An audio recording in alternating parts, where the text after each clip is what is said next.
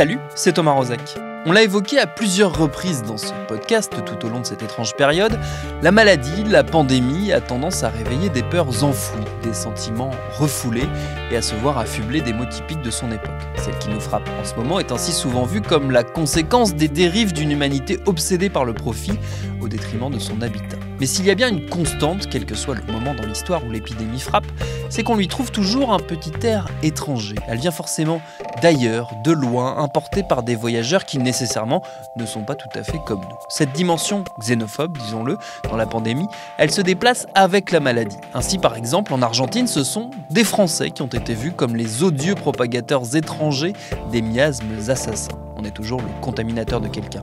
Ce sera le point de départ de notre épisode du jour. Bienvenue dans Programme B.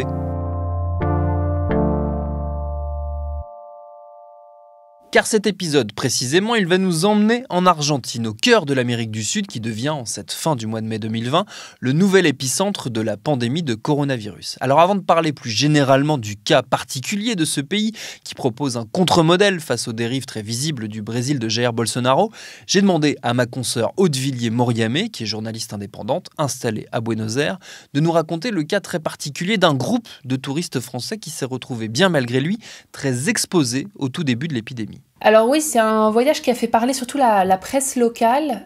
C'est un groupe de 25 retraités, donc âgés de 64 à 82 ans, qui étaient arrivés en Argentine le 10 mars, donc la veille de la qualification du coronavirus comme pandémie par l'Organisation mondiale de la santé. À l'époque, il n'y avait pas encore de restrictions d'arrivée dans le pays, ni de restrictions de voyage. Et donc, ils sont arrivés le 10 mars à Buenos Aires et ensuite, ils sont allés pratiquement immédiatement à Ushuaia, donc qui est dans le sud du pays. Et ils sont tout de suite après allés à El Calafate, qui est une ville de taille moyenne, une grande destination touristique. Et c'est un point de départ, en fait, pour voyager dans la région, faire des randonnées dans les montagnes sublimes qu'il peut y avoir aux alentours et voir notamment un glacier qui est très célèbre qui s'appelle le Perito Moreno. Et donc, ils sont arrivés à El Calafate et il y a un des membres de ce groupe qui est arrivé en se sentant très mal, en ayant de la fièvre. Il a été quasiment immédiatement hospitalisé. Et 3-4 jours plus tard, il a été testé positif au coronavirus. Et donc, c'était le premier cas de cette province qui s'appelle Santa Cruz. Et à partir de là, c'est toute la ville d'El Calafate qui a été mise en confinement. Et ça a été fait donc le 17 mars, 3 jours avant le confinement obligatoire de tout le pays. Donc ça a été intéressant pour la presse locale de voir que le virus a été vraiment importé par ces Français, et puis par des Français surtout vulnérables, parce qu'ils étaient quand même assez âgés tous. Donc au fil des semaines, en fait, ils sont restés 1 mois et demi au total, bloqués à El Calafate dans leur hôtel. Et au fil des semaines, il y a eu d'autres cas qui ont été détectés. Donc 10 au total de ces Français ont été malades du coronavirus, presque la moitié du groupe. Et il y a eu un cas notamment très grave, un homme de 82 ans qui a dû être hospitalisé et même placé en coma artificiel. Donc voilà, donc ça a été des semaines assez longues pour ce groupe de Français qui devait rester à l'origine 1 semaine dans la région et qui finalement s'est attaché un peu à cette région plus que ce qui était prévu et qui ont fini par être rapatriés en France avec un vol spécial affrété depuis Paris. Et là, ils sont tous rentrés, donc le 3 mai, après quand même 1 mois et demi dans la région de Patagonie, ils sont tous rentrés en France et sont actuellement, a priori, en plutôt bonne santé. Ça s'est passé comment pour eux pendant cette longue période de transition entre la déclaration de la maladie, on va dire, et le retour en France? Et est-ce que, par ailleurs, la couverture, tu l'évoquais, assez importante de la presse locale de cette histoire, de ces Français qui avaient importé le coronavirus, est-ce que ça a eu un impact sur la façon dont sont traités les Français en général en Argentine? Alors, a priori, eux, ils ont plutôt été bien traités en Argentine avec plutôt beaucoup de bienveillance. Et dans la presse locale, c'est pareil, c'était plutôt une histoire qui intriguait un petit peu. Et puis, c'était des personnes âgées qui ont eu des complications. Donc, eux-mêmes, dans les témoignages qu'ils ont pu faire à la presse et locale et aux journaux français, notamment des régions dont ils étaient originaires, ils parlent plutôt d'un bon accueil, de bonnes relations avec les médecins et avec les habitants. Ce qui était compliqué, évidemment, c'était la barrière de la langue, mais dans la ville d'El Calafate, il y avait des personnes qui parlaient français, un docteur qui parlait français, puis il y avait une consul honoraire. Donc ils ont pu se débrouiller un peu comme ça et on voit qu'il y a vraiment des liens de solidarité et d'entraide qui sont tissés, même s'il y a aussi, bien sûr, des témoignages de ces retraités qui disent que le temps a été quand même assez long. Donc non, une certaine lassitude, un peu de fatigue et beaucoup de peur pour ceux qui ont été malades. Mais voilà, heureusement, ça s'est bien terminé. Et ailleurs dans le pays ? En fait, ce qui s'est passé en Argentine, c'est que le pays a vraiment été touché et l'hémisphère sud en général et l'Amérique latine en général a vraiment été touché dans un deuxième temps après l'Europe. Donc on a vu un peu tout ce qui se passait en Europe et les premiers cas qui sont arrivés en Amérique latine et notamment en Argentine ont été importés soit par des touristes, soit par des Argentins qui avaient voyagé à l'étranger. Et donc, comme on voyait l'épidémie qui se développait énormément dans l'hémisphère nord et que pour l'instant, les pays étaient encore assez protégés. Il y avait un petit peu de méfiance à l'égard des touristes européens. Donc, dans le cas de ces retraités, on voit qu'ils ont été plutôt bien traités, plutôt bien reçus par la population. Mais il y a eu d'autres cas un petit peu plus problématiques. Par exemple, il y avait des histoires de Français qui étaient arrêtés par la police ou dénoncés par des voisins parce que les gens avaient un peu peur qu'ils soient porteurs du virus. À partir de la mi-mars, en fait, il y a eu une quarantaine obligatoire pour les gens qui arrivaient d'Europe et des États-Unis et d'Asie, qui n'a pas forcément été respectée par tout le monde. Et donc ça a aussi un peu inquiété la population, on peut dire. Donc voilà, il y a eu un peu d'inquiétude, un peu de peur, un climat un peu spécial à la mi-mars. Et à partir du moment où tout le pays s'est mis en confinement obligatoire, voilà, on va dire que ça s'est calmé. J'ai du mal à percevoir l'ampleur que ça peut représenter, le tourisme européen en Argentine. C'est une destination importante, notamment pour les touristes français ? Alors oui, c'est une destination vraiment très importante. C'est le pays le plus visité en Amérique du Sud. Et il faut aussi prendre en compte le fait que à ce moment-là, en mars, on était à la fin de l'été austral. Donc les températures étaient vraiment très, très agréables. C'est vraiment une période idéale pour visiter le pays.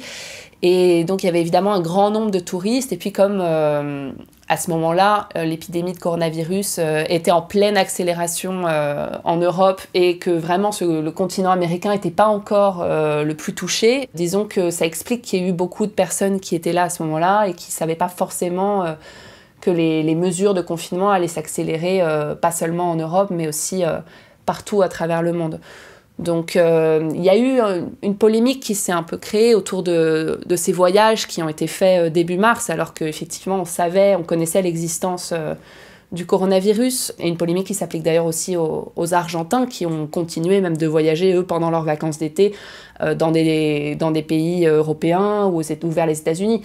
Mais c'est vrai que tout est allé très vite et que beaucoup n'ont pas pu anticiper ou n'ont pas vraiment mesuré l'importance de la pandémie et se sont retrouvés bloqués en fait comme le cas de ces retraités français. Est-ce qu'il reste beaucoup de Français aujourd'hui en Argentine ? Alors, c'est difficile à mesurer. Il en resterait quelques centaines, a priori. D'après les informations qu'on a pu avoir de l'ambassade, il y a 2000 Français qui auraient été rapatriés depuis le début de l'épidémie.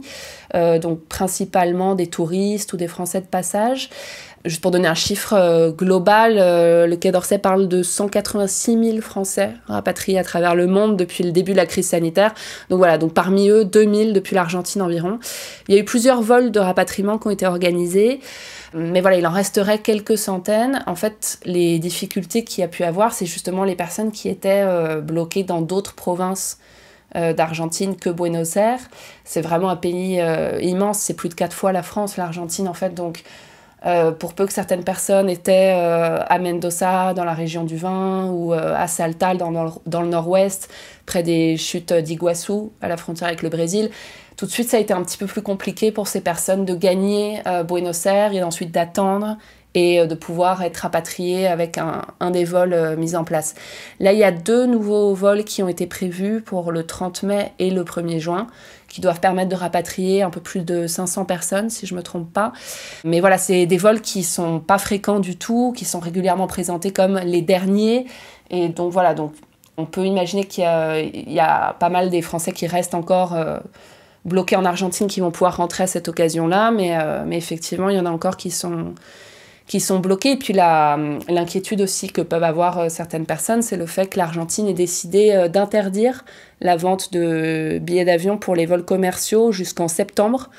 Et donc ça a de quoi préoccuper un petit peu les esprits, parce que s'il n'y a plus de vol de rapatriement et pas de possibilité de prendre un vol commercial avant septembre, ça risque d'être un petit peu compliqué. Il y a des rumeurs dans la presse qui disent que le gouvernement pourrait revenir sur cette décision, mais en attendant, c'est comme ça qu'est la situation actuellement. Oui. Cette mesure d'interdiction des vols, elle peut paraître assez drastique. En fait, elle est assez raccord avec les mesures qui ont été prises de manière générale en Argentine, où le confinement et les dispositions sanitaires sont assez strictes, si j'ai bien compris ce que tu m'as expliqué pendant qu'on préparait cet épisode ensemble. Oui, tout à fait. L'Argentine a vraiment pris des mesures très très strictes face au coronavirus, et vraiment complètement éloignée de ce qu'on a pu voir dans d'autres pays voisins, par exemple au Brésil. Faut savoir que l'Argentine a décidé le confinement obligatoire du pays le 20 mars, et à l'époque, il y avait qu'une centaine de cas confirmés de coronavirus. Por ese decreto, a toda la Argentina, a todos los argentinos, a todas las argentinas, a partir de las 0 horas de mañana, deberán someterse al aislamiento social preventivo y obligatorio. Esto quiere decir que a partir de ese momento nadie puede moverse de su residencia. Todos tienen que quedarse en sus casas. Es hora de que comprendamos que estamos cuidando la salud de los argentinos. Et voilà, donc c'est un confinement qui en plus est assez strict, là qui aujourd'hui est toujours en vigueur jusqu'au 7 juin. Et c'est un confinement donc, qui est adapté aux provinces d'Argentine, aux différentes provinces d'Argentine, mais qui est particulièrement strict à Buenos Aires et dans sa banlieue, parce que c'est la région qui concentre le plus de cas confirmés de coronavirus. Et donc voilà, il faut savoir que c'est un confinement, par exemple, où on n'a pas le droit de sortir courir. À Buenos Aires, on est obligé de porter ce qu'on appelle un tapaboca, donc c'est un masque, qu'il soit médical ou fait maison, ou ça peut être une écharpe ou un foulard, tout ce qui peut recouvrir nez et bouche. Voilà, donc on a l'obligation de porter ça dès qu'on sort de chez soi à Buenos Aires. Et quoi d'autre? Par exemple, pour les enfants, ils peuvent sortir 1 heure avec leurs parents, faire une balade le week-end. Et voilà, il y a quelques commerces qui ont commencé à rouvrir, les commerces dits non essentiels, mais avec pareil des règles assez strictes. Si on a une carte d'identité qui se termine par un numéro pair, on peut uniquement y aller si on se trouve un jour pair. Voilà, il y a des règles comme ça assez strictes. Elles sont plus ou moins bien respectées, en tout cas en ce qui concerne le port d'un masque. C'est vraiment très très respecté. Moi j'ai croisé 3 personnes, je pense, ces dernières 3 semaines qui n'avaient pas de masque. Et voilà, c'est un confinement qui est assez strict, assez contraignant. Et dans les autres provinces, il y a une certaine flexibilisation qui se met en place avec plus de commerces qui rouvrent, des réunions en petit nombre qui commencent à être autorisées. Et puis, il y a des provinces dans lesquelles le virus ne circule pratiquement plus. Par exemple, dans la province de Santa Cruz, dont on parlait au début de l'émission, là où les retraités français ont apporté le virus. Depuis leur départ, il n'y a pas eu de nouveaux cas déclarés.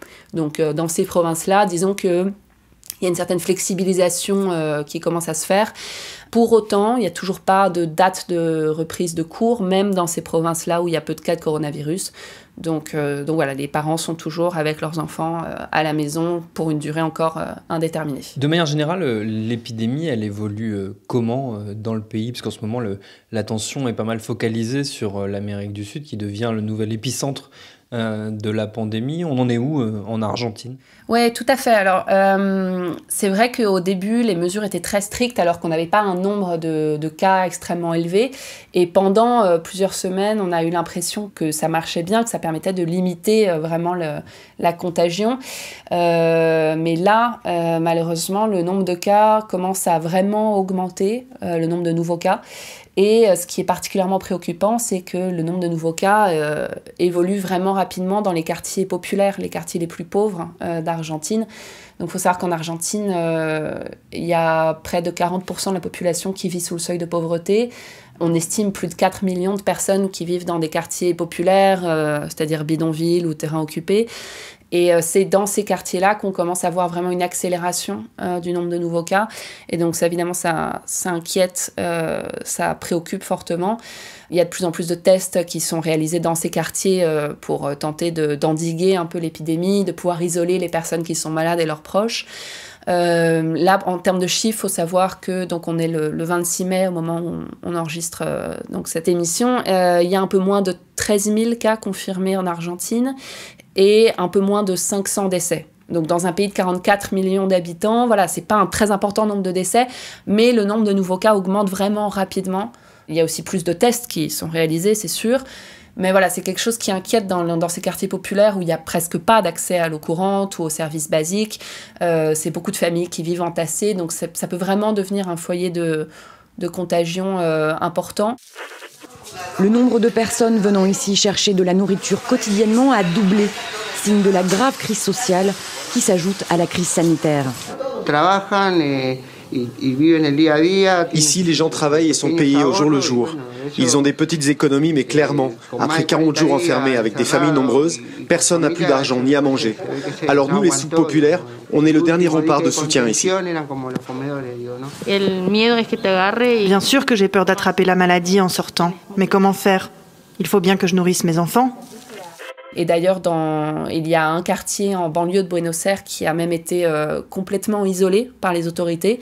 Donc les habitants ne peuvent plus du tout en sortir pour vraiment détecter tous les cas de coronavirus qu'il peut y avoir, pour pouvoir isoler vraiment les personnes et limiter la contagion, parce que le nombre de cas commençait vraiment à augmenter. Est-ce qu'il y a des inquiétudes aussi, comme un peu partout dans le monde, vis-à-vis des conséquences économiques de la pandémie et du confinement? Oui, bien sûr. Bien sûr, c'est évidemment une grande préoccupation, d'autant plus en Argentine, qui est un pays qui traverse déjà depuis 2 ans une crise économique et sociale vraiment, vraiment très grave.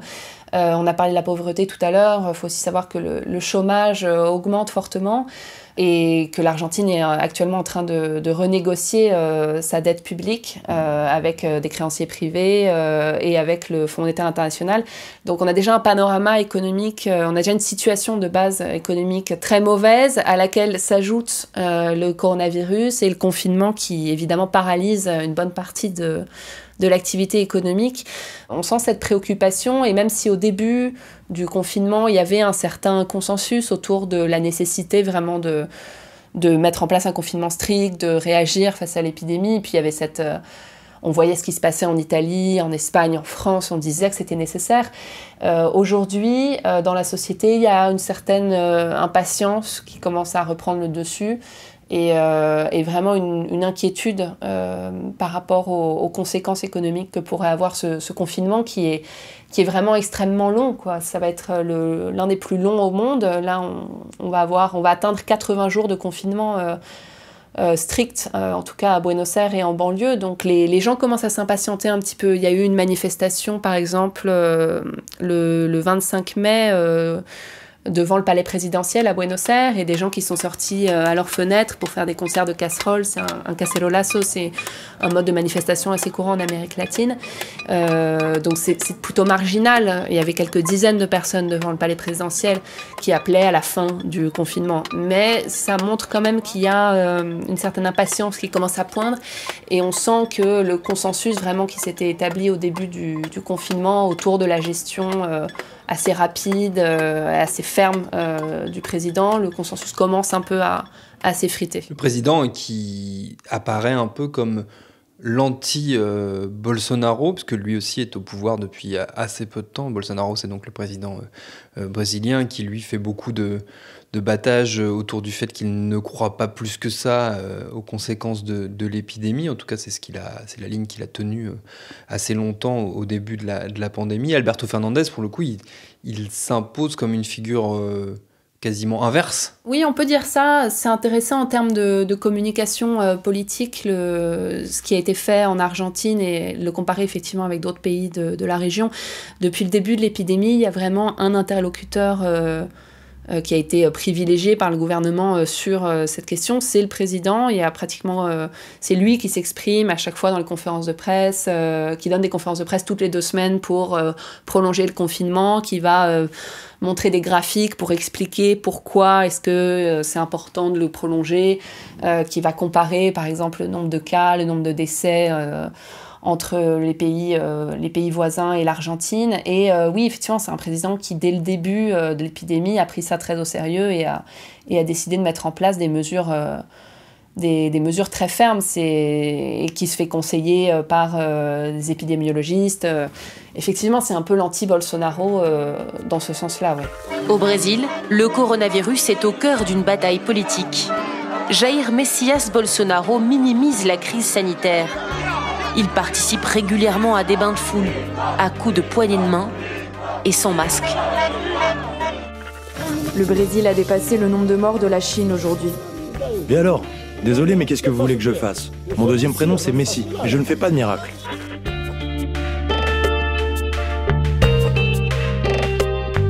Et on mentionnait Jair Bolsonaro à l'instant, le président brésilien, il est de plus en plus fragilisé. Désormais, il est carrément boycotté par une partie de la presse qui ne vient plus à ses points presse. Est-ce que les leaders néo-populistes vont survivre à cette pandémie ? Voilà un bon sujet pour un prochain épisode. Merci à Aude Villiers-Moriamé pour ses réponses. Programme B, c'est un podcast de Binge Audio préparé par Lauren Bess, réalisé par Adel Itel El Madani. Abonnez-vous sur votre appli de podcast préféré pour ne manquer aucun de nos épisodes. Facebook, Twitter ou Instagram pour nous parler. Continuez de bien vous laver les mains, de respecter les gestes barrières et de vous en tenir à la fameuse limite des 100 km. Et à demain pour un nouvel épisode.